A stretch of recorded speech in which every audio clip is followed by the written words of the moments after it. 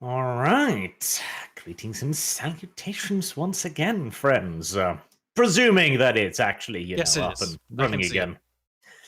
I can see it. I think we've figured it out. So you need to start, then you send the signal to me, Then you then hit the I button. need to actually start the stream, and then there's a few seconds until the thing goes live, and then it's actually starting. Yep. So, yes. That's what I found out. That's why I have that splash screen that plays at the beginning of my stream before I even bother with the intro, because I wait to see that first. Otherwise, it cuts out my animated intro. And I'm like, if I spend so much money on that, I might as well make use of it.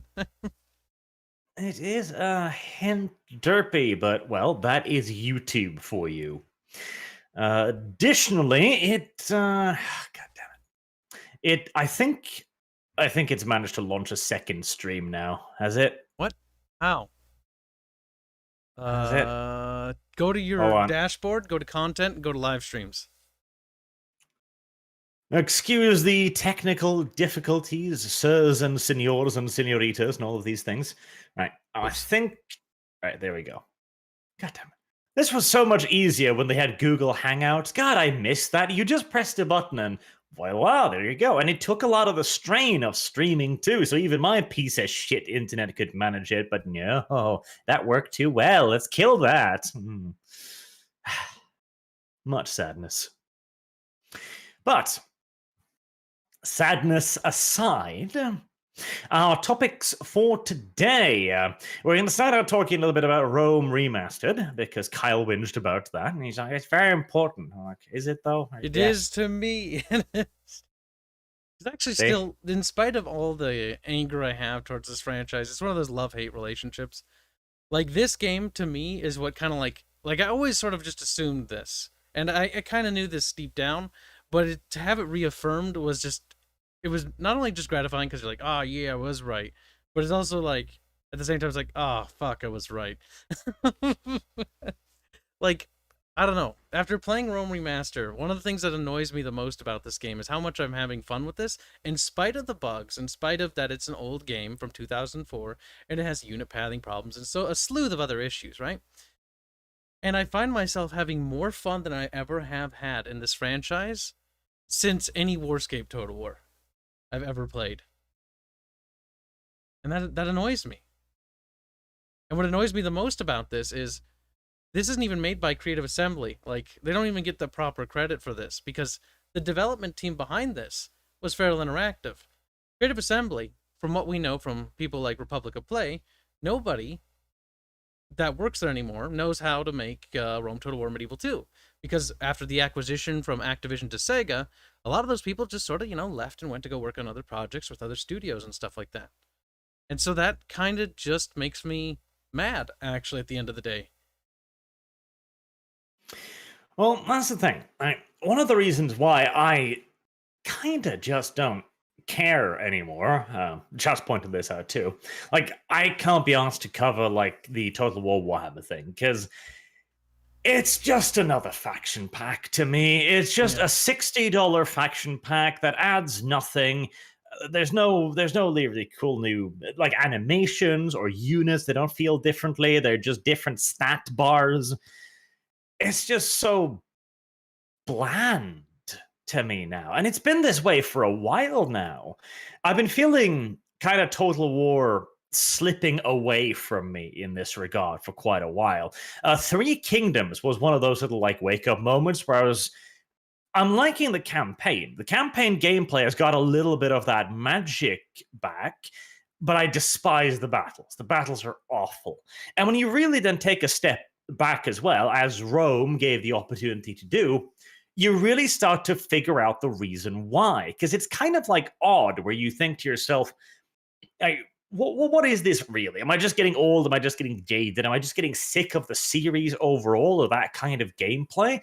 And I don't think that's the case. It is the feature devolution that I talked about previously as well. Because when you look at Rome Remastered, you see that soul, that interest. Again, like you said, yes, there are problems, but the game just feels so much better There's so much more stuff to do. You've got the diplomats. At first glance, the diplomat seems like a really boring ass gameplay mechanic. It's just an agent on the map that you need to move over there to initiate diplomatic talks. Why wouldn't you just have a tab to open that and send messages and so on?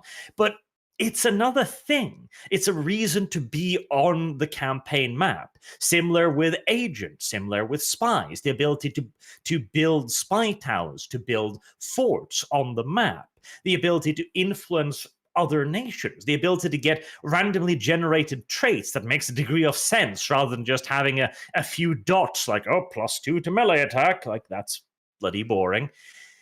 It's difficult to pinpoint, or to, how do I put it? It's difficult to fully explain like what we mean when it comes to a video game soul, because it's such a loose and fluffy goddamn term. It doesn't mean anything, right?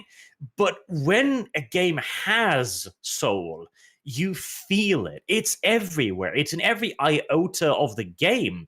It's in the finish. It's in the little details. It's in the passion. Like agent movies, yeah? That's an old favorite. They weren't necessary for the game. Technically speaking, they added nothing because you could watch like the first 5 seconds and you'd know the outcome of the mission. But they showed that developers gave a shit. It was extra labor that they put in the game for no other reason than because, yeah, this is cool. Let's have the Pope's hat be shot off his head by a crossbow, you know? And we just don't have that. Now, these days, when Creative Assembly runs into a problem, like, oh, our kill animations aren't playing correctly, right, let's just remove them entirely. Oh, we can't balance agent properly, let's just remove agents entirely.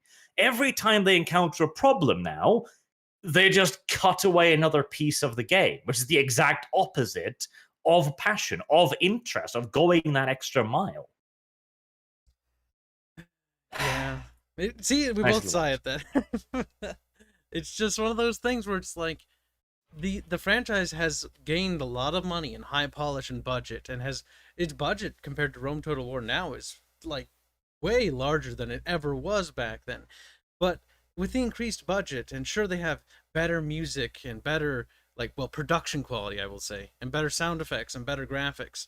But what have these really given us? What has the better production quality for music given us? And I'd argue we've lost a lot of charm because they stopped using the Australian division, because after it closed down after Stormrise, they stopped using Jeff Van Dyke. And without him, we lost a lot of that music charm that we got from Shogun 1 and we got from Medieval 1 and Medieval 2 and Rome 1. A lot of tracks which were for Shogun 2 were recycled from Shogun 1. Were just Jeff's work reused. And it's one of those things where just like it just doesn't have it, and it's just like you don't feel that charm anymore. And the whole thing about characters too, like Total War Warhammer and Three Kingdoms are an ample opportunity for character-driven like stories and character-driven interactions. Yet the characters in that have less personality than the diplomat does from Rome Total War 1, who, by the way, the diplomat will get traits, skills from just interacting from other factions, stuff like that. So much to the point where diplomats will actually gain like different bonuses. Like if I use my veteran diplomat, I can negotiate a peace deal with like the Danes when I was doing my Barbarian Invasion campaign. That would have probably never worked with another agent because he was such a soothsayer, such a man of word, you know? Could talk his way out of anything. Soothsayer? It's just a figure of speech. Get it? Speech. But soothsayer just means that he speaks the truth, Kyle. Yeah, well, he speaks the truth. The Danes shouldn't attack Londinium. They really shouldn't. It was he used complicated words. It was ill-advised. It was bad for them, and you know he just spoke the truth, and they believed him.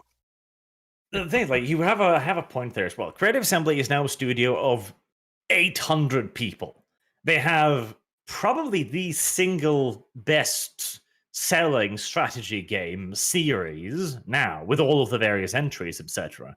It's huge, it's massive, and it has really captured a very large casualized audience as well. I mean, hell, 800 employees. Holy shit, the revenue they must be making to pay that amount of people. And yet, where's the advancements? Where's the quality?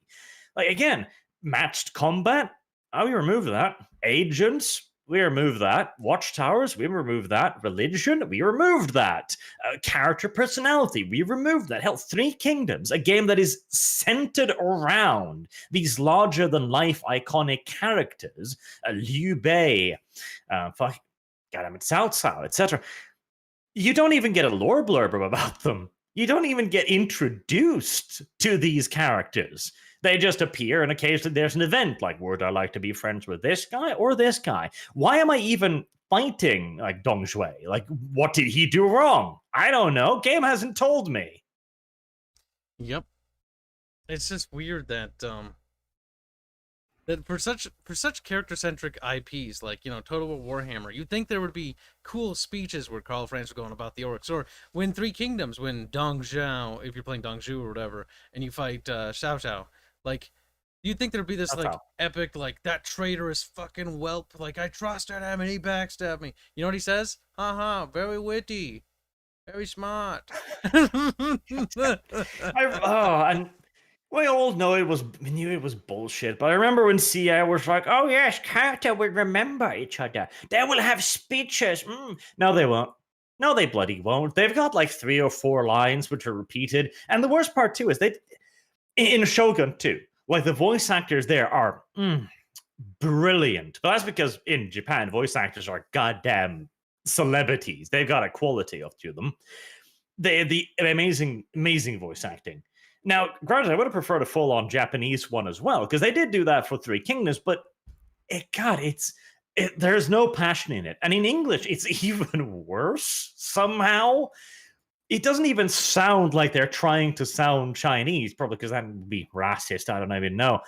And it just makes these flat, boring, uninteresting characters even flatter and more boring. The only reason I know that Cao Cao is supposed to be special is because he's the only one with a unique .jpeg in my goddamn army. Yep. Look, he's got a different picture. I mean, at least they have unique character models, so, there's always, there's something, right? There's something. And the system they replaced agents with, too, where you take one of your boring ass generic generals who are so uninteresting and so useless that you can just send him off for 6, 7, 8, 9, 10, 20 turns and not even notice as he slowly worms his way into a position of maybe usefulness. You can't even direct where the hell he's going.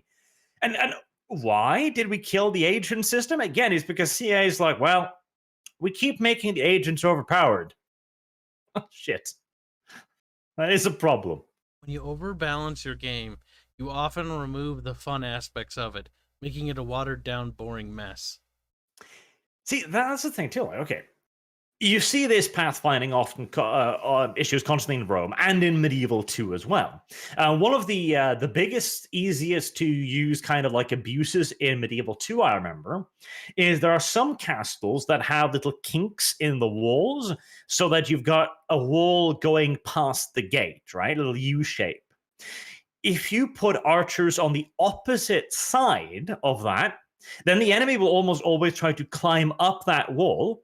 And because the AI is too dumb to get off the wall, they will stand on the wall as your archers on the opposite side just keep shooting at them.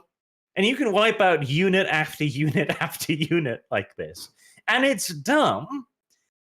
And yes, it's still more entertaining, and it's still a better game than the modern day Total War. Like, the combat's just gotten worse. It really has. Like, think about Total War Warhammer, right? Don't even think about the siege battles, because we've talked to that to an almost ludicrous degree. Think about the battles in general with cavalry. Cavalry doesn't feel like cavalry at all. No. When monsters hit things, like, what do? Well, some guys die, and most people just fly backwards like 30 light years, and then they just get up. Like, that's not. And then they just get up. It's like, okay, my horses charge into the back. My heavy shot cav charges into the back of a unit of infantry in Rome 1. What happens? Tons of people die. Even some of the horses die. What happens in Total Warhammer? You look at the health. You look at the health pools that they're going down. You look at the numbers, and the number of the units, like 100 out of 100. Nobody died yet. because of how the health pool works. I hate that. Yep. Like, the health pool system in the new Total Wars has just made everyone a sponge, and there's no, like big threat anymore. Like, I used to be worried about general preservation. In Rome 1, I'm unlike that's the thing I also start to hate about legendary heroes now. Lords or whatever they call them. Like, before I was like, oh shit, I'm gonna have to send in my general unit. This is a big deal. Like, this is a risky gambit. He might die. This could cause some serious problems, both in the short term of this battle and the long-term repercussions, because he's the king of my little nation. That might cause some morale penalties to other armies and stuff. And it's like, what do I feel when Total Warhammer or in Three Kingdoms? Like, they just like, he's got a massive health pool, he's fine. Yeah, it's more like, haha, lawnmower hero, go kill all of the enemy. Oh, case in point, Lubu in Three Kingdoms. Now, if you do have Three Kingdoms and you have the Lubu expansion where you can play as him in the campaign, you should, because it's hilarious. But at the same time, that exemplifies the problem with new Total Wars, though. It's like, yes, I have one legendary lord who can wipe out an entire army. Like, that's not very interesting. I don't play Total War games to play one guy to wipe out entire armies. I play Total War games to, maneuver armies and actually use big giant armies in battle. I don't want to see one unit or one, general just easily able to wipe out half an army by himself. I think that's boring. That's not challenging. That's not interesting. It's like, oh, look, my anime protagonist just beats the crap out of everything again. Ooh, the stakes are so high. Problem, isn't it? See, the chat is bringing up a good question here too as well. Balance is not necessarily fun. Now that's entirely true, because this is one of my other little pet peeves. More and more, it feels like Creative Assembly is trying to create a balanced game. And I don't actually know who asked for that. Like, I'm not interested in my units being necessarily balanced. I'm not interested in my feudal knights in Medieval 2 being balanced against chivalrous knights, like the French ones, because they're different units. And frankly, these are single-player games as well. The multiplayer scene is tiny. Creative Assembly has no interest in supporting it, and yet the single player is suffering with their constant little updates and constant goddamn power creep, to the point that the Beastmen is an excellent example of this. We're basically useless. Because they're trying to fix a problem that they have created in the first place. Let's make everything balanced, and let's have tons of stats, and let's show you all of the stats. And that too is a bit of an issue as well, I think. Honestly, I'd prefer to know less about my units at this point, because they're just statistics now. They're just health pools with attack values, and I just purchase the units for the highest numbers, and that's it. There's no real feeling of getting a cool new unit anymore, almost. That's so true. Hell, the Total War Kingdoms expansion, right? Medieval 2. Yep. One of the best expansion packs perhaps ever made. The campaigns in that were blatantly unbalanced. You're playing the Teutonic Knights against a bunch of goddamn Lithuanian peasants? They don't stand a goddamn chance. In the New World expansion, one of the four campaigns, by the way, now you pay $60 for one campaign. Back then, you got 4 for the price of an expansion pack. But as the Spaniards, you've got units of like 40 dudes who slaughter like 200 natives, barely taking a scratch. They've got cotton armor and plate, versus the natives have like bone and leather. Like, that's not going to work well. Yes, and yet that campaign was goddamn hilarious. I loved playing the natives there that's got bullshit units like bees nest throwers. They throw bee nests at people. That's kind of scary when you think about it. Yes, and you see the hordes just surrounding the Spanish lines, like units of 160, 200, like, it's great. Oh, there's so much charm in those, and they weren't balanced, and that's what kind of made them amazing. They were good, and again, like, I cannot get over this point either. I will repeat this till the day I goddamn die, but this is very much so a consumer error, in my opinion. We keep accepting less, and we're just like, oh well, crumbs, good. Like $60, $60 goddamn dollars for Total War Warhammer 2. It's a goddamn faction pack with one half-assed new campaign, which basically boils down to a counting victory point timer. And when you look back at, again, Kingdoms, we had 4 of those campaigns, also with their unique mission objectives, with their unique agents, with unique religions, and all of those factions had their own goddamn unit rosters.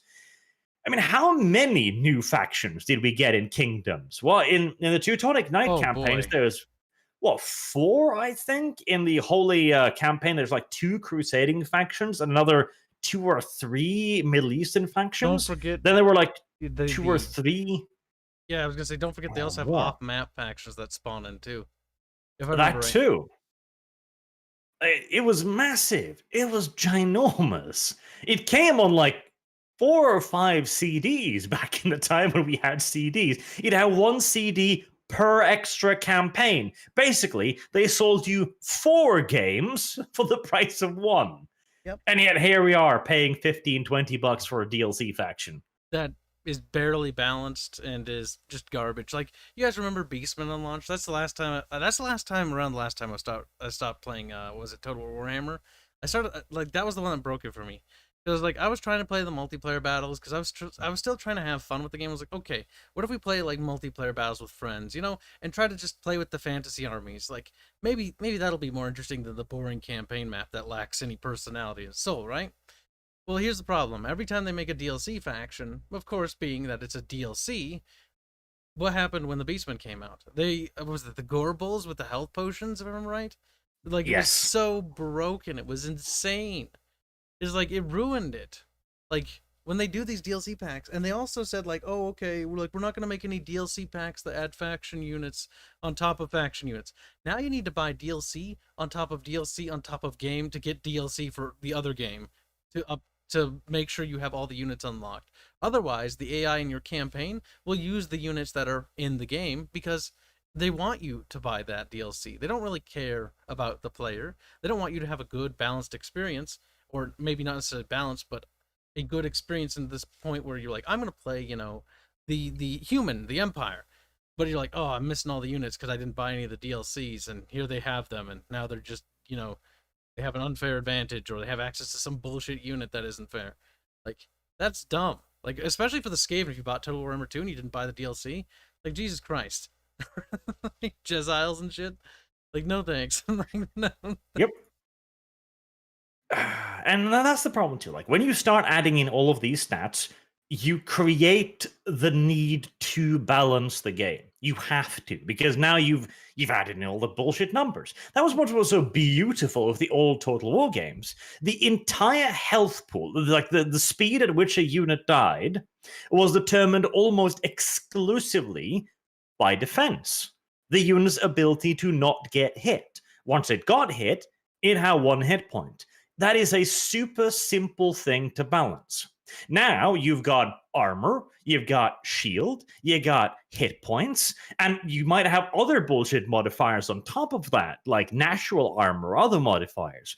Suddenly, you've made a dual balance system with only 2 factors, and you've slapped on another 4. And you're sitting there wondering, why is this harder to balance? Yep. And the more factions you introduce into a game, because as a developer, and I've experienced this myself, like the one thing is the more stuff you introduce, the more mechanics, the more factions, the more unique unit types you introduce into a system, the more difficult it will be to balance. And what's going to inevitably happen, which is happening already in this game and happens in other games, is things become obsolete.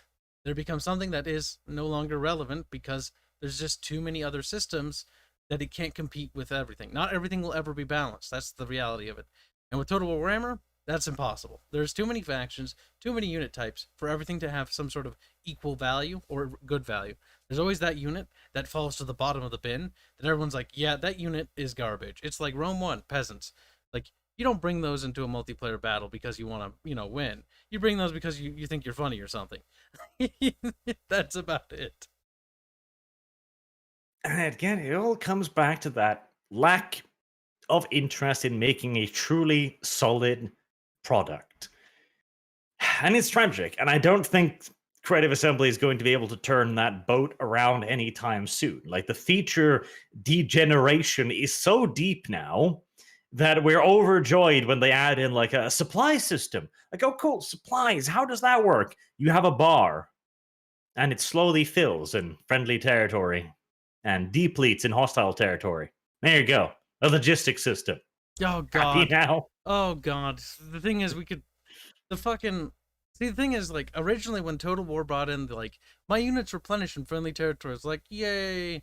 But now at the same time, because they've done that, like, unit replenishment is trivialized to the point where it's like logistics, meh. I just walk into friendly territory, fort, sit there for a few turns, attack. Like in Rome Yep. Total War 1, I found it so fun to be like, all right, I'm sending an expedition from Britain because I'm playing as the Romano-British, right? Into France, into the war-torn hell zone that it is, where all the barbarians are. And like, okay, this expedition has like only so many troops before it's gonna run out of like people. I need to capture a settlement that can replenish it, or I need to get ships to ferry fresh troops to the front line and ferry the veterans out so they can be replenished back at home. Like, there's a really cool aspect of like, holy shit, this is a big operation that is being undertaken. And if I were to do it in a modern Total War, I'd just be like, I take settlement, I just sit here for 4 turns, and just rinse, repeat, rinse, repeat, rinse, repeat. There's no concern about there being an ocean in the way anymore. It doesn't matter because armies can just turn into boats too. Is the problem. Like, it's just another mechanic that is no longer there. And that is the root of the problem. It's just a lack of mechanics. Also, apparently you're roboting. Have you turned the dials again, Kyle? Have I? I haven't. I've actually stopped moving stuff. Roboting. See, I saw somebody complain. They said that I was, and could it be the fan? Let's turn it off.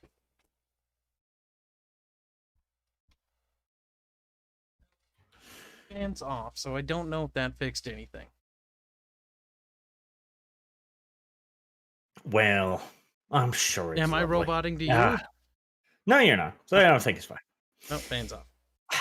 Oh, thank you also, chat, for pointing out that the Streamlabs donation link was apparently off. I have fixed that thing now. I'm also monetized now. Yay. I'm surprised, honestly. YouTube monetized me in like 4 days, I think, which is remarkable considering YouTube's usual speed of doing things. That's true. And like getting your channel back up after it was illegitimately taken down. Yeah, that took a while. That took an obscene amount of time. Not only that, but there's no reparations that need to be paid from their part of lost potential revenue. They should be. You should be owed money, honestly, in my opinion. Like this. What if this was like? Now you're not like in a bad situation. You're pretty well off. But like, what if you were though? And for other content creators, they are.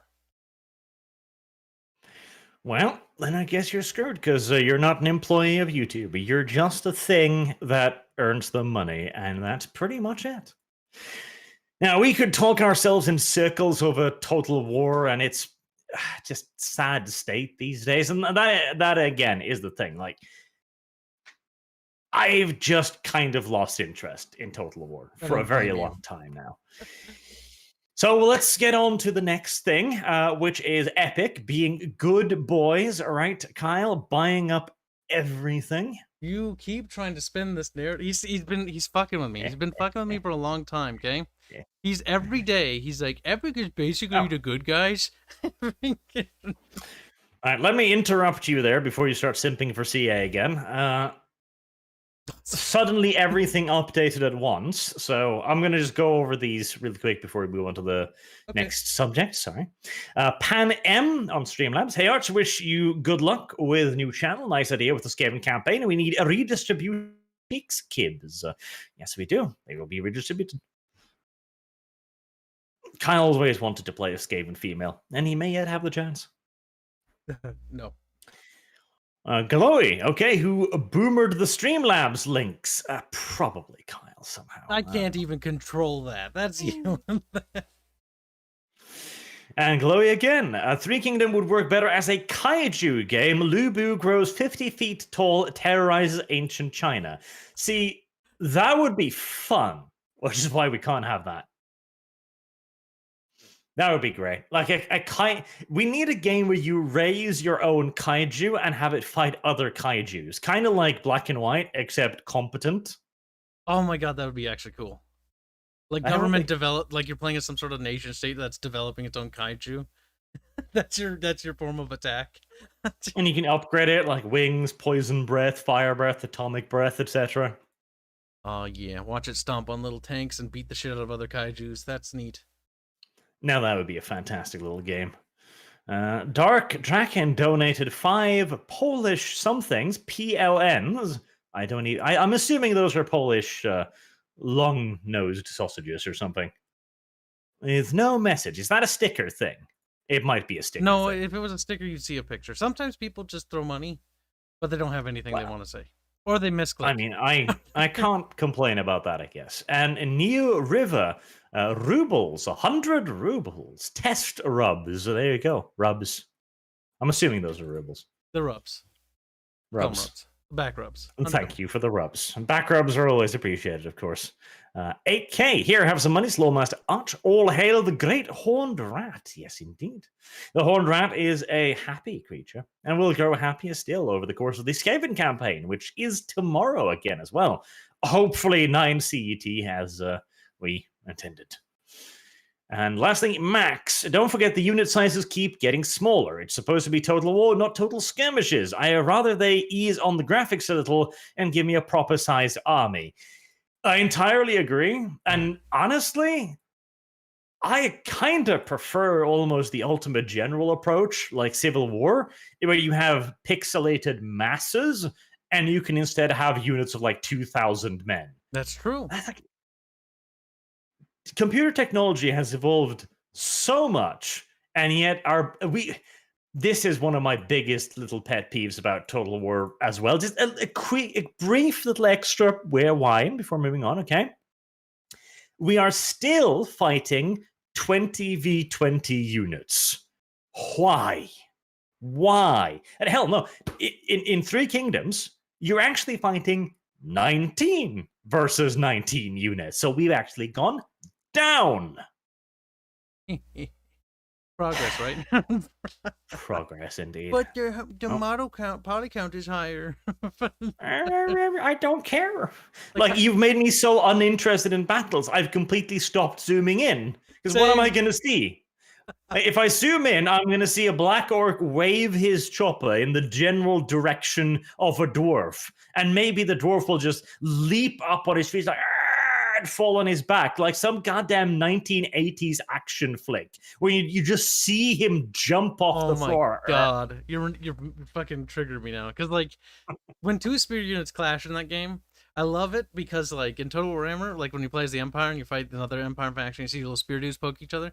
Like one pokes at the general direction, blood squirts out of a random section of the enemy dude, and his arm falls off.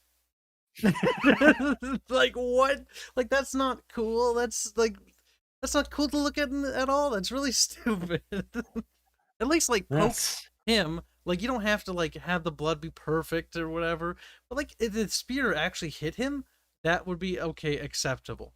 But it didn't even hit him. It missed.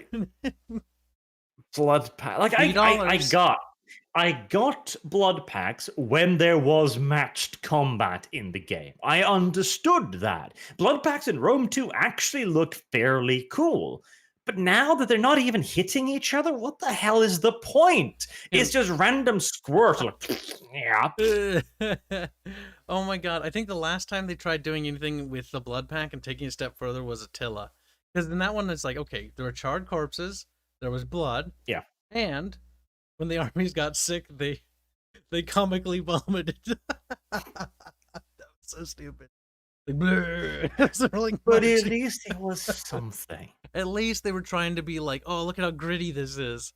But the vomiting was a bit much. The projectile green trails. And Black 1917. Hail Arch Christ, I can now simp for our Lord and Savior. Yes, this is a day of happiness and remembrance. Now, Epic purchases ArtStation, and Kyle is here to tell us why this is probably the best thing that's ever happened. You son of a bitch. So for me personally, like I don't really do digital art. Like I used to as a hobby, but I don't even do it anymore. But for a lot of the people I work with on our indie team, there are a lot of artists we have. And a lot of them were actually really agitated at this. And it wasn't necessarily the fact that, like, oh, a studio bought them or whatever. It's the fact that a company like Epic Games, which has got a big shareholder of Tencent inside them, this is the big concern, because we all know China is totally like free speech, and they're totally okay with you posting or drawing whatever you want as long as you praise the CCP. Well, a lot of the artists I work with don't praise the CCP. They're actually big critics of it. And so the concern is, among a lot of them, like our animator I know just recently left ArtStation. He actually just pulled everything off of it. And that's a guy by the name of Cashew. Now, the thing is with that, what's bad about that in my mind is the fact that, think about it, artists don't have a lot of places to go, like, to post art. Like, what is left? Like DeviantArt, there's a couple other ones. Like, you could technically do it on Pinterest and Twitter, but that's not like really efficient. Ko-Fi, I know people do that there. But like ArtStation was like a big one for a lot of artists, and I think that Epic getting their little grubby fingers in there is a bad thing in the long run, because I feel like they're going to start, censoring artists, because China generally doesn't like that. Like, I'm pretty sure Epic Games won't allow you to put a game out there that's critical of China. I'm 99% confident in that. Oh, that's the question, isn't it? See, I am becoming a little bit of an Epic Games defender. And it's less because of what Epic is doing and more because of how shit everyone else seems to continue to be. And it's just like, okay, the exclusivity thing is my primary complaint about them. And I'm just like, okay, well, that's an old ass tactic. It's a dumbass tactic. And I wish it was one they would not engage in, but they're paying people more. And at least they're not engaging in price fixing, which is what Valve is recently accused of. I'll touch upon that later.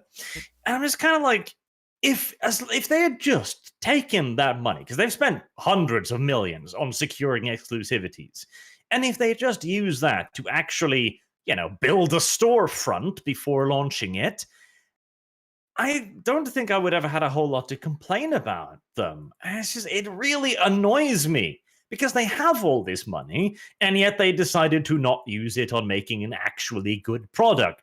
Instead, they want to hold you to ransom. Like, you want to buy this game? Well, got to come over here first. And then there's the Tencent thing. And this is the big problem here, right here. So it was a problem that was, in a way, kind of maybe solved. I'll link you this article here by Cheeto Hitler. Thrice cursed to be his name, because it's YouTube. I gotta condemn, otherwise I'm not long for this fucking world. But he put down the boot here and said, no, you don't get to have Chinese companies just owning an infinite amount of stock in US companies, because it's a bloody security risk, and it is. But now Tencent is negotiating with elements of the new administration about keeping all of their stakes in these gaming businesses. They've got a 40% stake in Epic now, and they outright own Riot Games, along with tons of other companies as well. I think they still have TikTok and WeChat in the US as well, because they didn't actually get through with those removals, but I could be wrong on that. They're still here, I'm pretty sure. Yeah. And the problem there is, again, Tencent is not just a company. It is a governmental entity, and it acts on behalf of the Chinese government, which is not a necessarily friendly government. And when you then see them buying up yet further companies from what the uncharitable interpretation would be shell companies, you're starting to realize just how much economic power they're starting to get. Now, the CEO of Epic Games says that Tencent is merely an investor. They have no influence on their decisions whatsoever, but... That's false. I can tell you that for a fact. That is completely false. That is a big lie. Also, that's Tim Sweeney, right? He's a pathological liar. So yeah, don't take his word. Because that's the problem. Like, you can say that all you want, but if a company comes up to you with just a literal bag of money and goes, here. And you're like, no strings attached. No strings But yeah. attached. Yeah, no, the thing about Tencent, like, that's the there's so many good games. Like, the guys that made Don't Starve and Auction Not Included are now Tencent sellouts. Same for GTFO. Games that I was actually liking, that I've actually refused to play anymore and cover on my channel because I will not support Chinese companies and corporations. Like, I do not want to do that. Because they're already very imperialistic as is. They're getting their tendrils into everything. They're basically the Disney equivalent for gaming. Like, they're infesting everything. They have to be stopped. Well, good luck with that, I guess. Yeah, and good luck in this indeed. case too. Because they control, like, everything of value.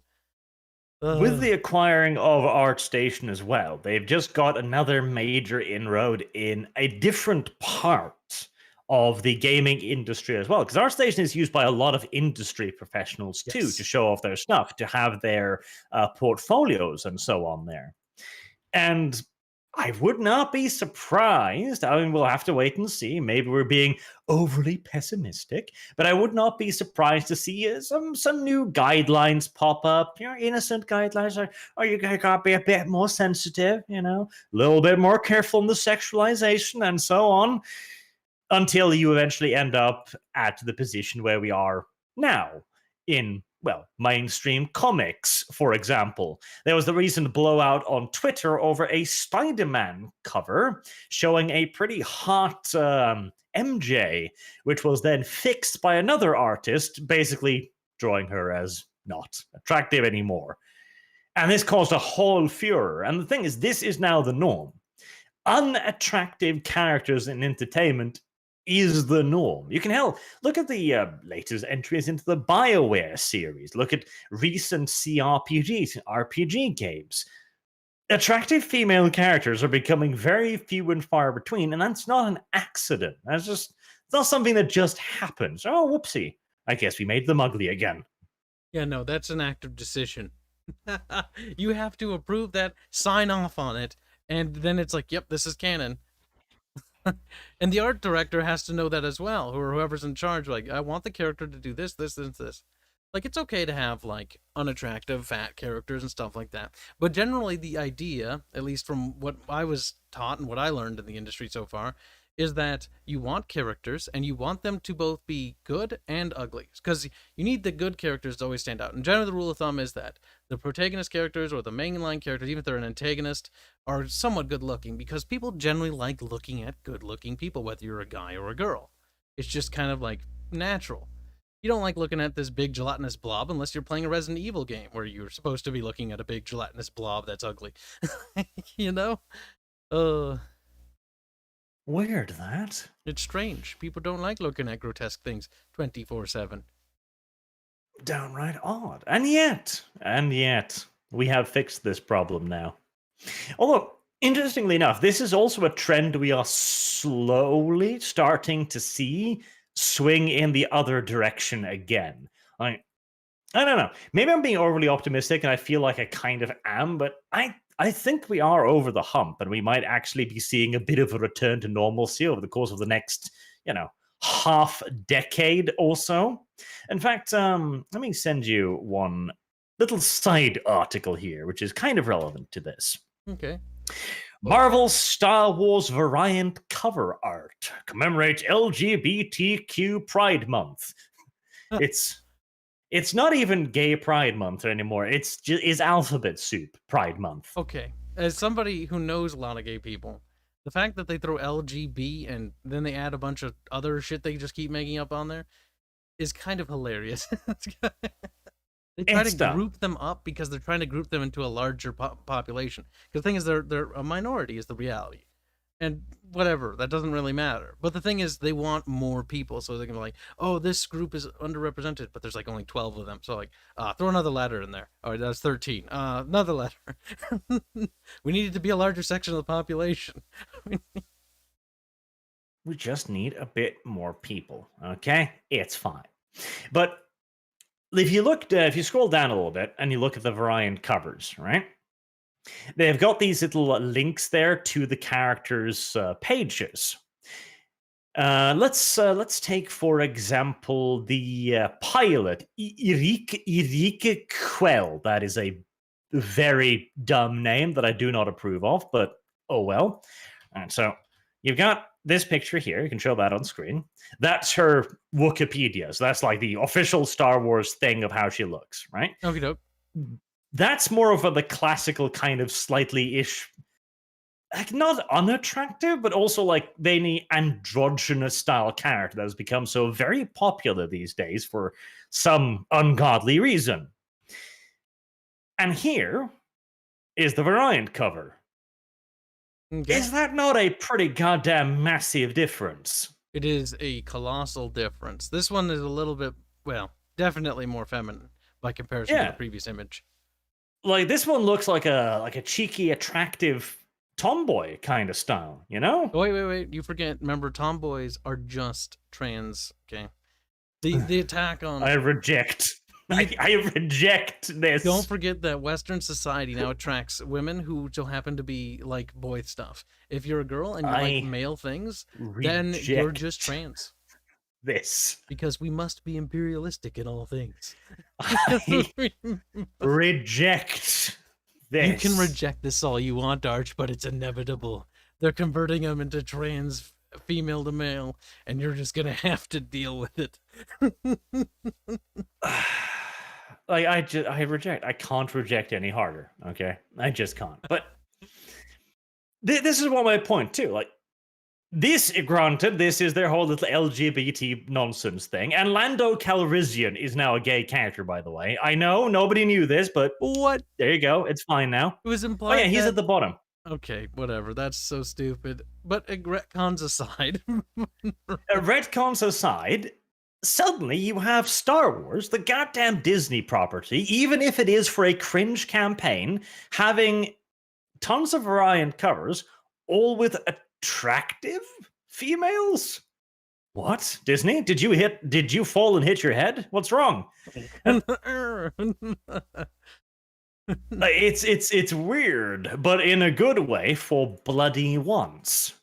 I don't know. I think maybe the problem is then, right? Okay, if we switch out the left-wing censor for the Chinese censor, which one are we better off with? I'll take neither. We don't have to take any of them. The hell with both. Don't we, though? The hell with both. Don't we, though? Well, Epic disagrees, as it now has purchased ArtStation, and it's now a Chinese company, Kyle. Enjoy. I know. Most of my my art colleagues and friends have abandoned them already. Well, you know, stay optimistic. Maybe it'll be slightly less catastrophic than you think. Doubtful. I'm going to assume the worst here. Still, like, there's a hint of positivity there. As we move on to our another topic here. Let me just go through a couple of these first as well. I think this will how we'll do the super chats, because instead of doing all of them at the end, we'll do them in little pauses in between. That seems reasonable. Okay. Titus Mekaris for $30. Thank you very much. Hello, Arch and Kibbs. Thank you both for years of fun. Now we all need Franklin to appear in the Skaven campaign, and then all is well in the world again. Don't worry. The foreshadowing is already in place. Okay, when's the next episode of Games You Should Play? Well, that has been replaced with my occasional little funny style reviews, which I'm doing on this channel, which will pop up roughly once a month. They require a lot more editing, but hopefully they're better as well. I guess time will tell. Mm-hmm. Trazen the Infinite. Can I have Kyle for my gallery? Yes, but you're going to have to, fetch him yourself. Wow. Rude. He does bite. Dark Draken, what happened to your co-op video with Outer Circle? Like everything else on the old channel that wasn't specifically 40k, pretty much, I've just yeeted all of it for now. And I'll see what else I'll do with it. I do talk with the Outer Circle on occasions. I should do something else with him. He's also a big fan of Starship Troopers, so... There you go. That's something. Maybe I can get him to do a guest video on Starship Troopers. He'd like that, maybe. Glow in the dark. I look forward to our new Chinese lords that did nothing wrong. They are just hiring Uyghurs. In all seriousness, corporations are getting bad. American weapon manufacturing being investigated over selling blueprints to China. I can't see any problems amounting from that. Definitely No, of not. course not. But I definitely agree, right? I, for once, am willing to just accept and welcome our new Chinese overlords, okay? No, Because bad. no, hear me out here, because I know that they really like the really proper white people like me, like the proper pasty ass The Scandinavians. true whites. Precisely. I have a bright future as a pet, okay? I will be allowed to live inside on little silken pillows, and I'll be fed admittedly kind of awful food. Like the Chinese will eat anything, and that's not to their credit. But still, I'll be fine. Everyone else will work in the mines, and I'll be inside like, oh, it looks cold outside. You gotta look on the bright side, Kyle. Just look on the bright side. No.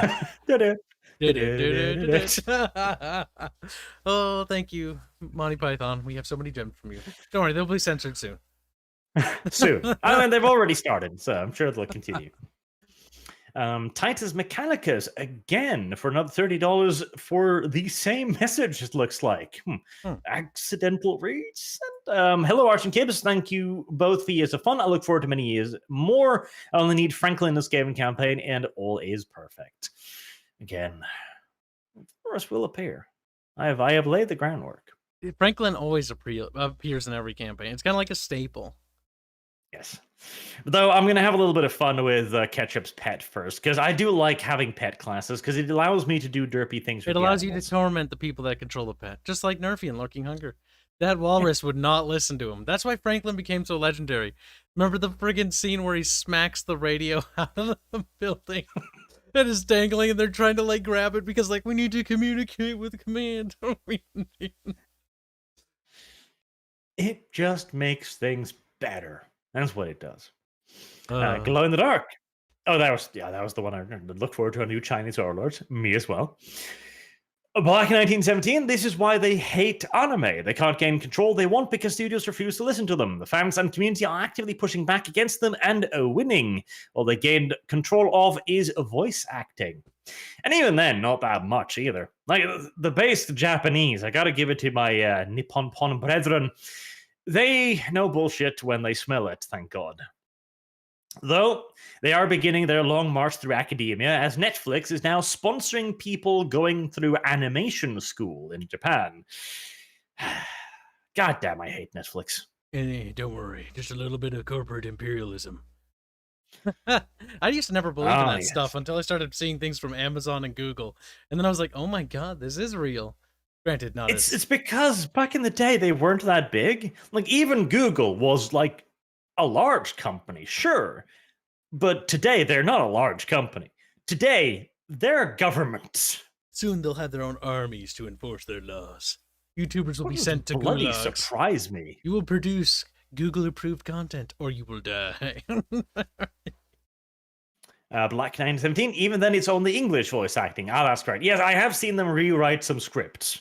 I believe in like Dragon Maid Quetzalcoatl, it was like, I identify as they, them, actually. Like, shut up, you're a big-titted dragon girl. You identify as she, he, titties. Nice. Nuke Assassin 4, greetings and salutations for the Lamentus 5th Company. May the Emperor bless your new channel with eternal success. Thank you very much, my man. And Brett Verdsheim, would you ever do a discussion about positive gatekeeping? Where did that go? With just some guy? Sure, I don't know who that is, but I'll get him to email me and I'll talk to him. Why not? I am an equal opportunities gatekeeper, after all. Mm-hmm. Outrage Deer, how would do the Cathay lore? How would I do the Cathay lore? I'd probably make all of it up, because we know next to nothing about Cathay, except they have a dragon emperor, and that's about it. So, dragons, presumably. They're just gonna have to make shit up. Not like it matters anyways. Like the Warhammer universe is dead. Yeah, that's true. Though they are resurrecting it, although we'll have yet to see if it is actually Warhammer they're bringing back or just some Wokehammer. dead horrid No, husk. Wokehammer. I'm calling it now. Wokehammer. Wokehammer. Fantasy inclusivity. Yes, there we go. Instead of fantasy battle, it'll be fantasy inclusivity. Yes. Wait, have the marketing line already set up, guys. We got it. And Lancelot652. Arch is Gnoblar confirmed. I mean, hey, if it gives me 3 square meals a day and a fluffy pillow, I'll be your Gnoblar. Like, I'm just realistic, okay? Fair enough. Right. Next topic up for today is this one right here for you, Carl. Valve is being sued by Wolfire Games for essentially price fixing. Now, this is kind of breaking news. It came out literally today when we're recording this. And for the moment, it is just basically an accusation. The Wolfire announced it would be suing Valve or what it considers to be an unfair monopoly on PC gaming. And their example here is that they claim that once they stated that they would ask for a lower price from their game Overgrowth on stores with a lower commission rate, so they could actually, earn more, then Valve sent them an email saying, if you do this, we're going to kick you off Steam. Which I'm pretty sure they're not allowed to do. Like, I do not know US laws on this, but a store, because that's basically what Steam is, saying if you sell your product for cheaper elsewhere, we're going to refuse to have it for that specific reason. That sounds weird. I don't know anything about like these kinds of like laws and stuff, so I can't comment. Because I don't know. Like,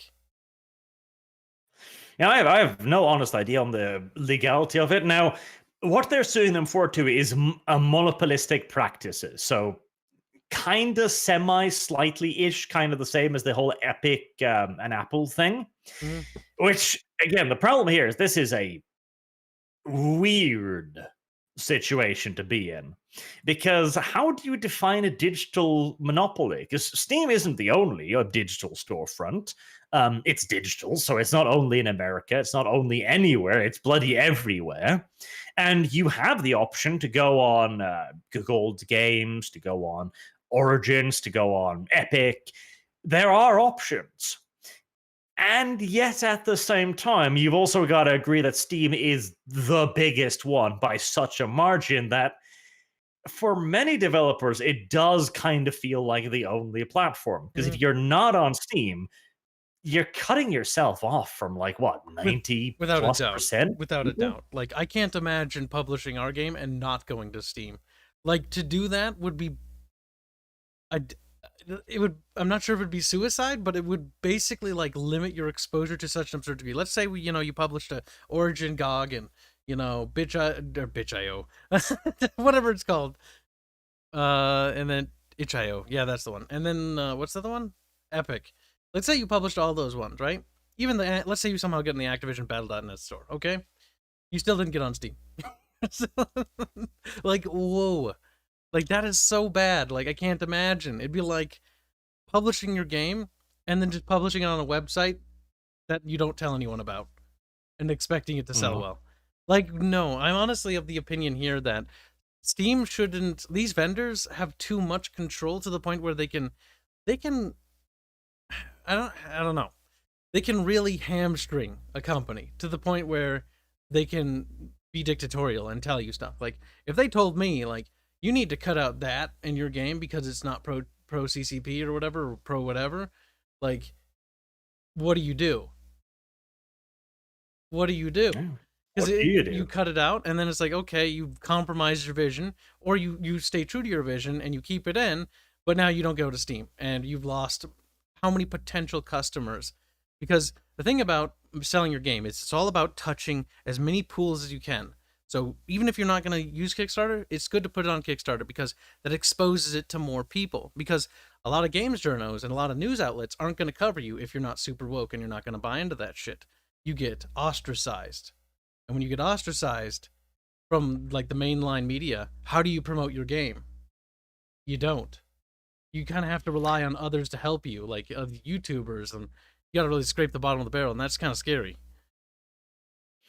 It is. And on the flip side, though, and chat's bringing this up too, Steam's not technically doing anything to stop anyone. Like, you can be on Steam and everywhere else. Wait. Though, granted, potentially with a price fix, depending on whether or not this is true, etc.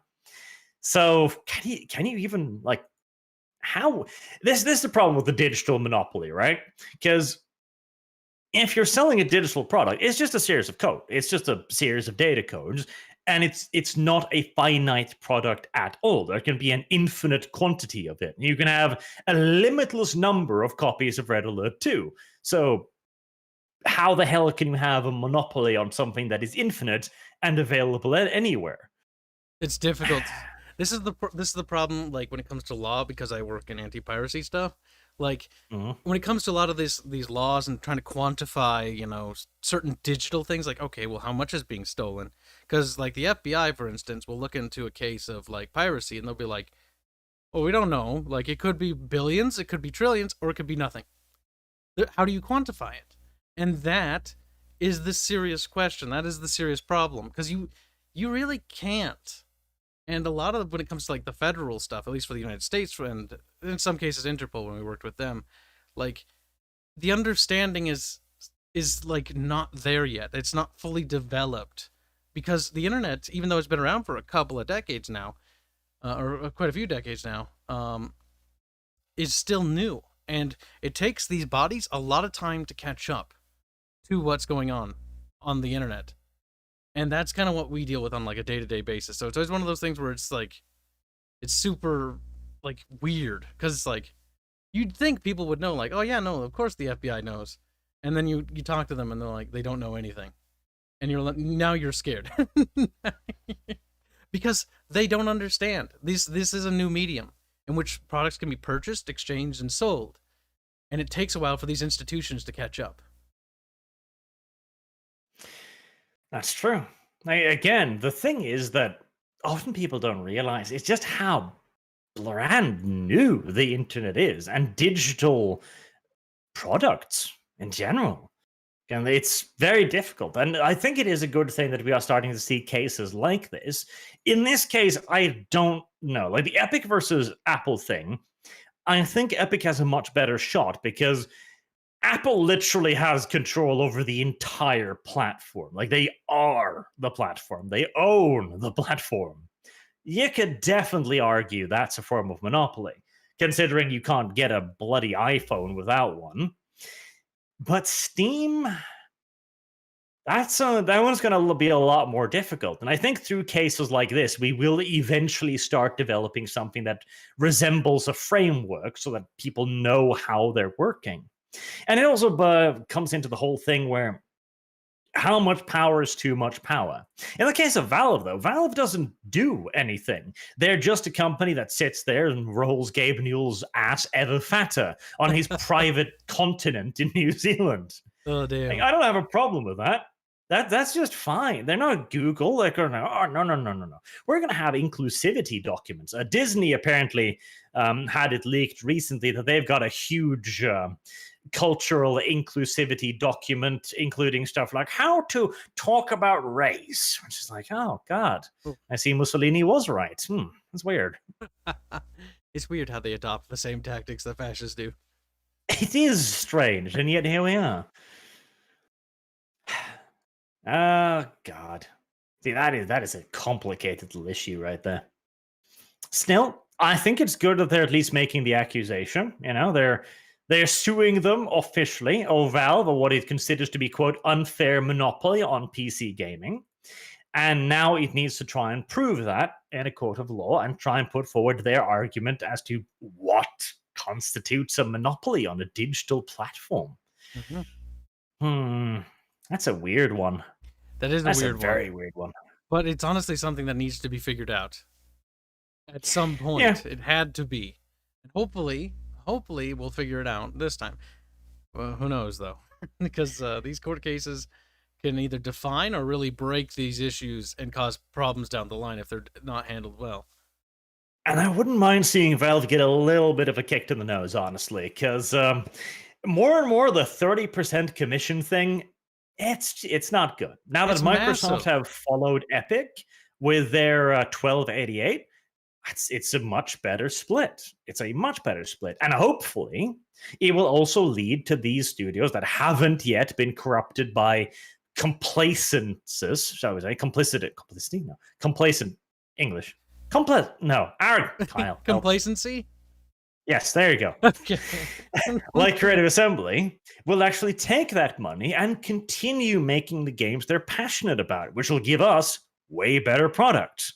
And okay, so this is another thing that was apparently reported in this. Valve takes a 30% commission, right?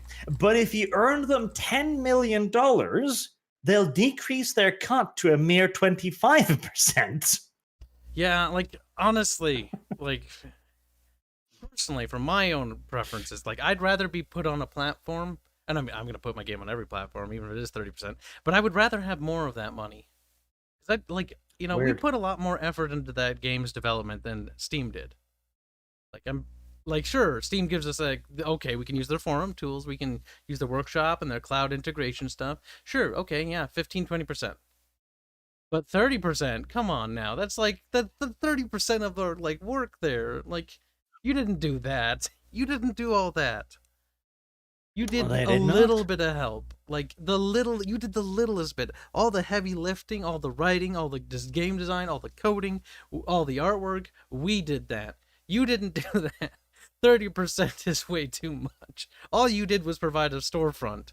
Like, that's really the big thing, their contribution to the game's development. They shouldn't take 30%, in my opinion. That is way too much.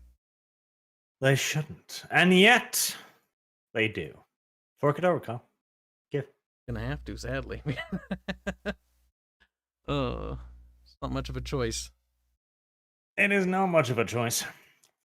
See, this is the thing. This is why I'm kind of warming to Epic again, because all of these platforms are actually kind of just okay. Have you used awful. Epic's platform to begin with? Only to download and play the beta for Chivalry 2, which I was given access to. That's it. And it was awful. Yeah, it's abysmal. They've used all that money to buy other companies and corporations. And like, what was it? Okay, so I did a little bit of investigation work here. And like, when an indie studio, like let's use what was it, the Hades guys, right? They took the deal for money to go Epic exclusive for a timed exclusive deal. But apparently, now I'm not 100% sure about this, but people claim, other indies, that when they don't take that deal, that you're blacklisted if you reject their offer. Which is kind of like, okay, wow, that's so it's not really a choice. It's you do this or you can't publish your game on our storefront. That certainly does sound like the kind of tactic Tencent might encourage, to be honest. Yeah, and that's kind of the kind of thing where it's like, oh, you're willing to help little indie studios. Like, EA. EA is not a good company, but they look like a saint these days, which is tragic on and of itself, right? EA, a while back in their little golden age in the early 2000s, or was it a little bit late 2000s, they were funding indie projects to make little games like that fucking Commando Dude hero game and that those weird animated 2D games that were being made. Like, they were funding indies. But to my recollection, they didn't force them to sign any exclusivity deal. They also didn't force them to only publish to Origin because their games are on Steam as well. It's also before the whole Steam and Origin fallout, because I don't remember what Steam and EA had, but there was some sort of issue with something that Steam was doing. They put their games on sale and they didn't want them on sale. And then EA's like, fine, I'm leaving. Which is what caused Origin to be born to begin with. Mm-hmm. So, I'm not sure. Like, the whole thing with EA and Steam's history, that should be something we should maybe look into at some point. What actually happened there. Because, honestly, Steam getting kicked in every once in a while is good for them. Steam, before they had competitors, before there was GOG and Origin, even if they are inferior platforms, they were complacent by just being a shitty little platform. Because if you remember Steam back in the old days, compared to now, sure, there's some, like, the library tool sucks, in my opinion, but, like, a lot of the features that helped find games and organize things weren't around like we had then. Because Steam was like, meh, we're fine doing it the way we're doing it. When competition entered the scene, they wanted to make sure they had dominance. So they invested more. And that is one point of praise that Steam does fairly deserve, namely that it does add a lot of stuff. It's got community tabs, it's got forums, it's got reviews, it's got a lot of more infrastructure, and it's also got like a bit of multiplayer options as well that they can give you support with. So it's more of a value proposition than just a storefront, but probably not 30% worth of value. Yeah, I think that's way too much. Think about it. Now, I mean, we could talk about problems in the industry. Like, look at EA and their execs, as well as, was it Blizzard and stuff? Or Activision, I guess we could call them now. Like, the CEOs take how much money, and the marketing takes how much money, and the game gets how much. Like, often I look at the marketing cost and the CEO and go like, that's more money than the game got in terms of development. Like, what the hell? How much? No wonder why games are becoming fucking crappy. Because more and more of the money they generate is getting siphoned away altogether. That is the inevitable consequence of a corporate structure. Yep. People are greedy, and that's just kind of how it is. Sad, sad world. Yeah. Tragic. Right, let's see. More super chats. Let me get through those two. Black917, just wait till those SGWs get a taste of Japanese working culture and laws. They'll learn how good they have it in the States. Yes, there's a reason why Japan has a high opting out of life rate. This is true.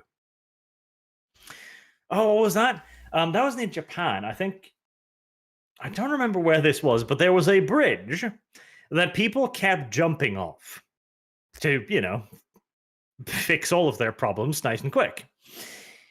And I think Sony or some multimedia company bought it and put up lots of encouraging messages like, you can do it, you got everything to live for, etc., to get people to stop jumping, right? It increased the rate at which people jumped from the bridge by 200%. We're gonna help people live. Secretly, subliminal messages: kill yourself. Basically. That was a dumb thing. Oh well, that's slight side move. New River, is it possible to make the Ratata character less stinky? Devo is a bit limited in his social interactions in this campaign so far. Dev is a stinky lad. He chose to be a stinky lad. He enjoys being a stinky lad. He puts a lot of pride in being a stinky lad. But he will eventually stop being a stinky lad if enough time passes.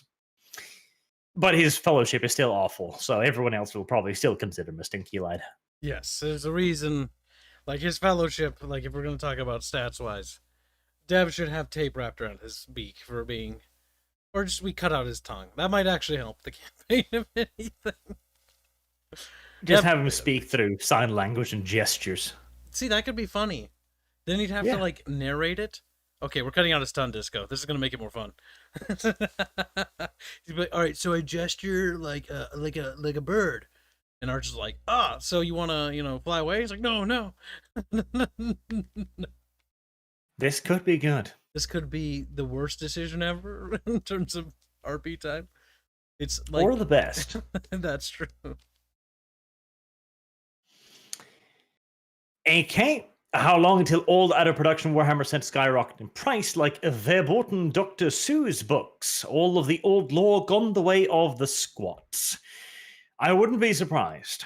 Dr. Seuss, of course, had the absolute horrible audacity and the evil idea to write books that rhymed, and that in one case featured an Arabic character. And as we know, Arab people are not allowed in our books.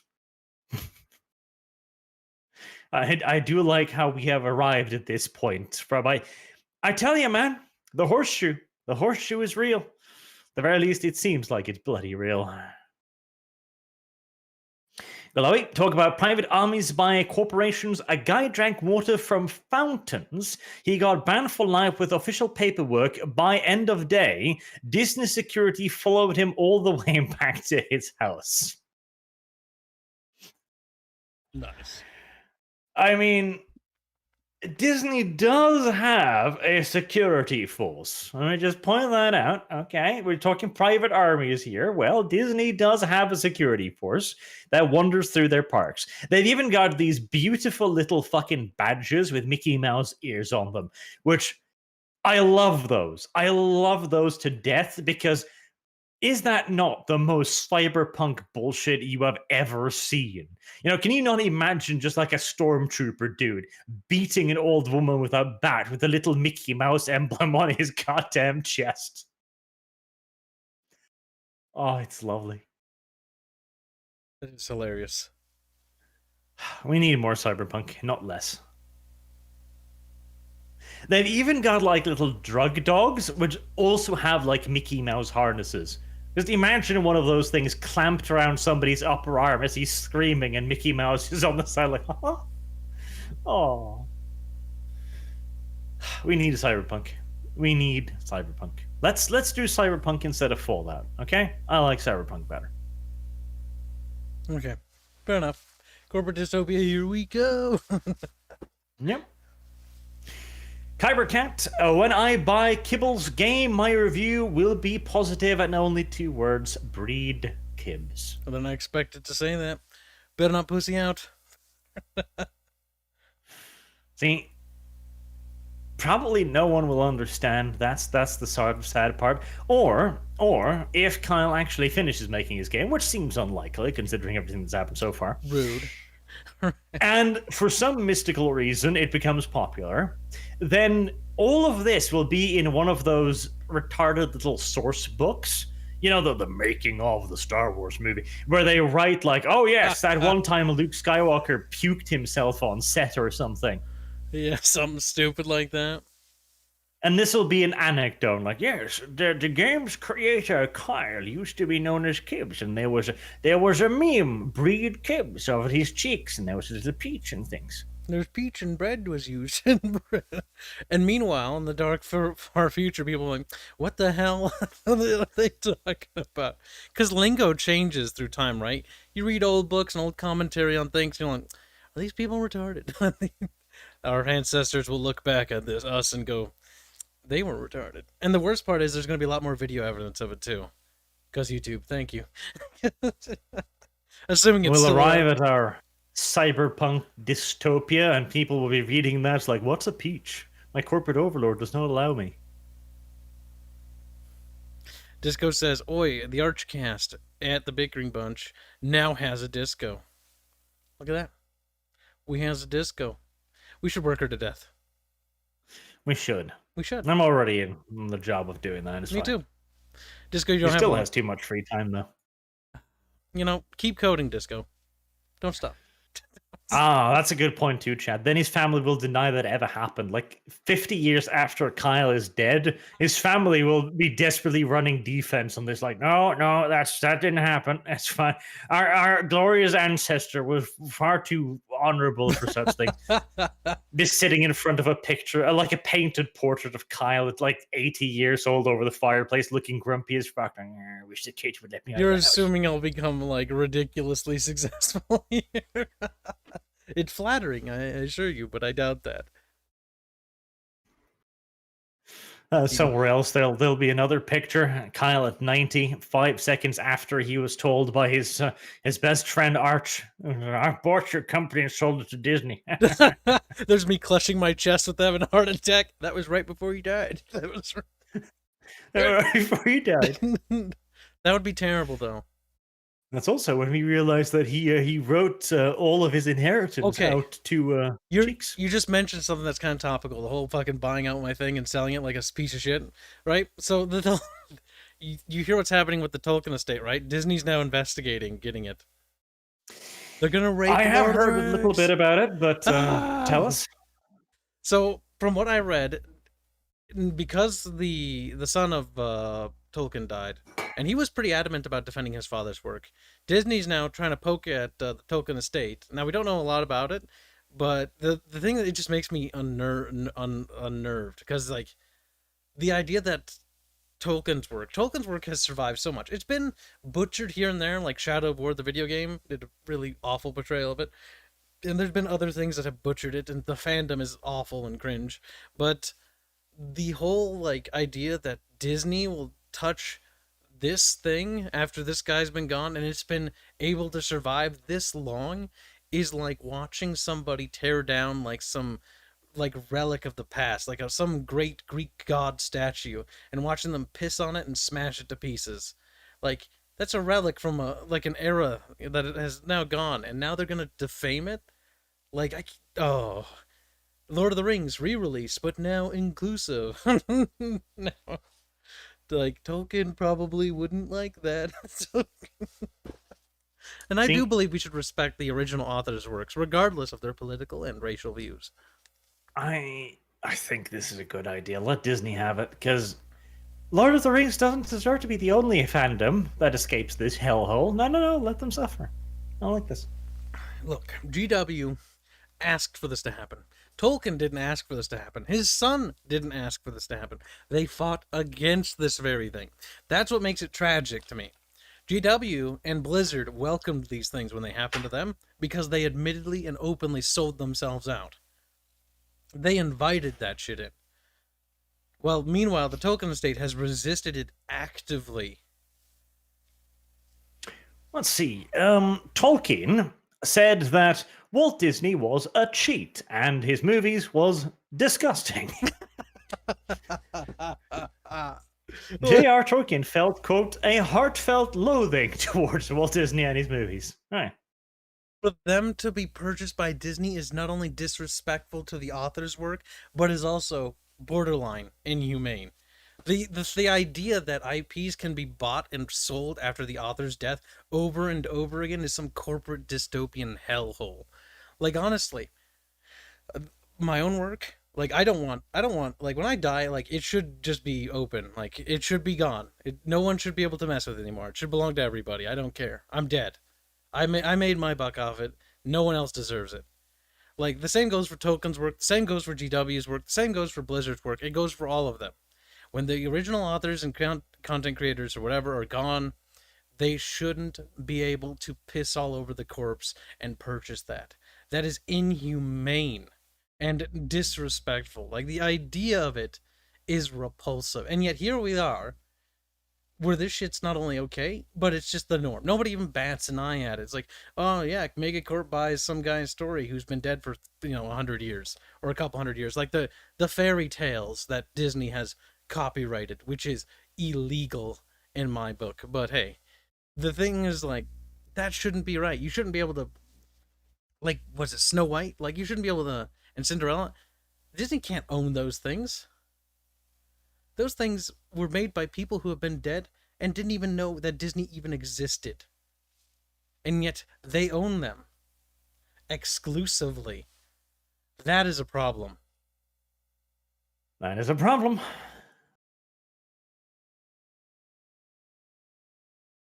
Kyle will not do well in the cyberpunk future. Nope. We're not going to get there, though. Hopefully. But at the same time, he will live in the streets. But Arch is adaptable. He will still be living in the pen suite. It's just that this time he'll be less pet and more corporate chill. Corporate chilling. Yeah. Oh my god, you're gonna be like that one YouTuber for Warhammer. He's like, oh, these new amazing models just came out. GW gave me exclusive access to them. Alright, you should buy these models. And they're pretty good. Look at the plastic. You're a horrible human. Pretty plasticky. Imagine being a corporate shill for a fucking plastic model. That YouTuber knows who he is. But Kyle, you're gonna sell out for a little piece of fucking piss plastic? Like, what the fuck? That's funny. Kyle is a mean person. I thoroughly disavow. You don't disavow. Admit it. You think it's hilarious. Disavow. Anybody who simps for a fucking wooden, not even wooden, sorry, they can't afford that, little what is it, shitty cardboard box that's filled with some crappy plastic models that aren't even assembled or painted, and charge you up the ass to assemble and paint yourself, and they charge you for the stuff to do it. Like, fuck, you gotta be you gotta be crazy to do that. Ratio him, chat. Ratio him. I'm Follow not him to his being channel, ratioed. You know what they're doing? They're siding with Kib. The Kib revolution has begun. This is now a Kib channel. Kibistanis rise up. Now, to wrap it up before Carl causes more problems. Kaiba Cat, when I buy... Oh, that was breed Kibs, yes. Glow in the Dark. Canadians like Dev need to be beaten regularly, Arch, to keep them in line. I know. I have Kossi. He too deserves regular beatings, and I inflict them. And lastly, Glow in the Dark. Disney is like the ancient god of Olympus. They overthrew the old titans. Disney will overthrow every old story or IP. Yes, they will. And then they'll give them the Star Wars treatment. And then everyone will be really, really happy. Yes. That's the truth. Another one. Oh. Nr2. Wait, several. Sand Doom, wasn't it Disney that screwed up the American copyright system because they didn't want to lose the rights to their precious mouse? Yes, they did. I believe it was death of author plus 50 years or something like that, and they made it into 100 or something. I know they increased it by a load. Yeah. Fidus Veperus. I have money now, kids. I'm going to come to Minnesota and grab the cheeks. Hi, Arch. I will have you know that I am armed. I would not recommend doing that. Unless you want to become ventilated. It's a Kibbs. How well could his aim be? You'll find out. Fenrir 44. Disney buying Tolkien is nothing. Wait till they IGW. At this point, how much more damage could they do? I've seen some of the latest models, and goddamn it, baby carries always. And an orc with like flowing Medusa here. Like, I don't even know what GW is up to anymore, but it's clearly something.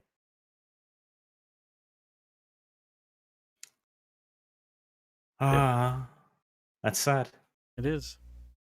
Ooh, when's Disney gonna buy 40K? Mainstream Mickey Mouse Rule 34 porno. When? No, I can't wait. Disney acquires GW and just pisses all over Arch's favorite thing. And then I can laugh at him at the sideline.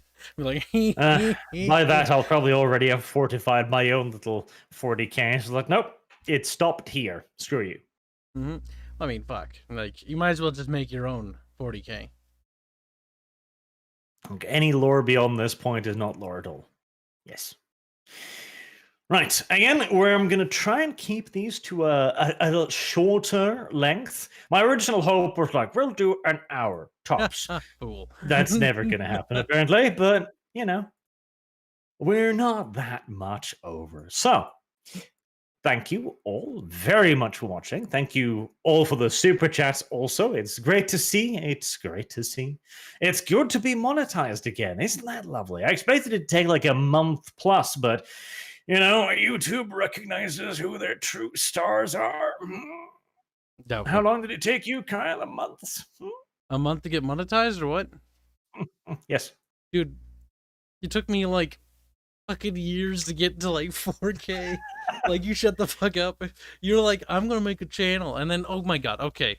This stream's gonna be longer because this little piece of shit here. He's like, I'm gonna make a new channel. I'm like, okay, cool. Let's do it. I'll help you with it. And he's like, yeah, it'll be so much fun. And so we did.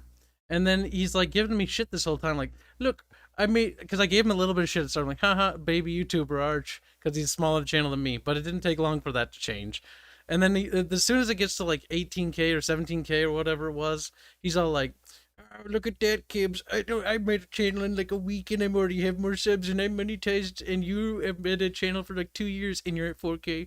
Me. He's been giving me shit for that for like nonstop the last week.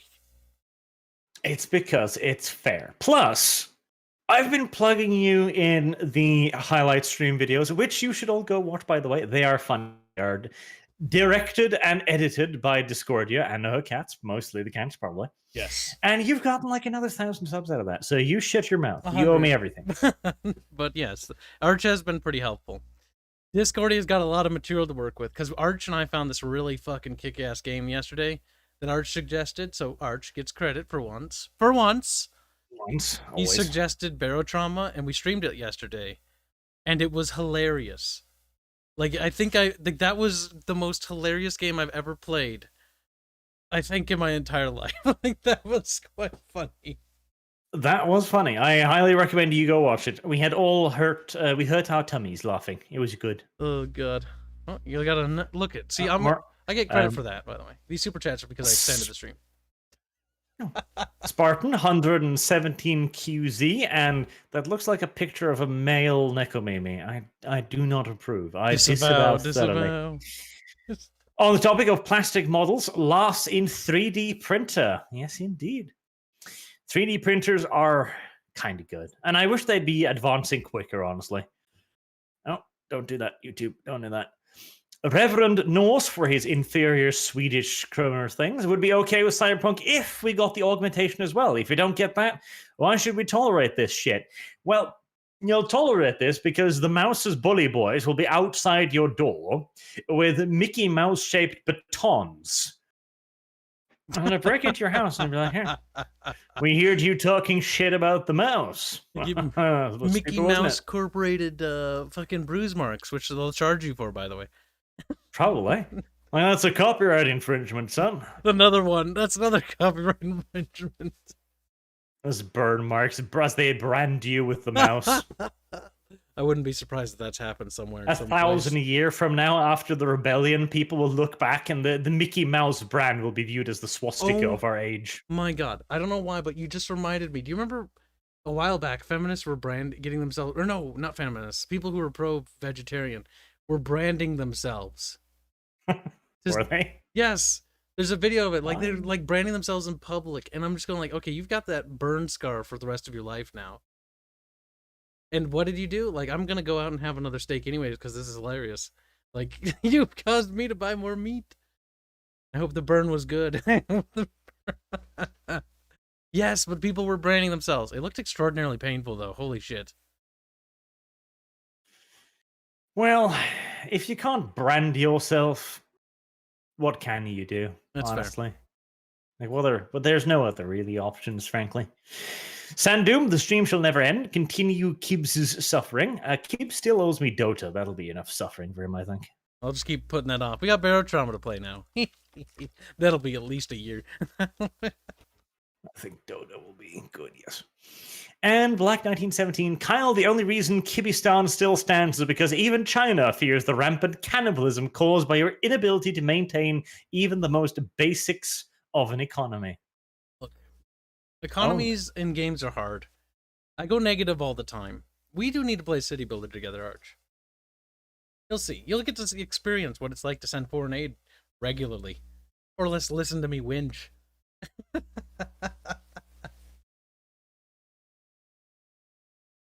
I disagree. I think you'll be paying me, or I'll invade you. Yeah. He's a simp, guys. He may talk a big bite, but he's all bark and no bite. Now, after Kyle has managed to shut his little yap whinging about his, like, I'm small. Why are you bullying me? Again, thank you very much for watching. Thank you for all the super chats. Thank you for your chat messages. And thank you for taking part in another lovely little stream.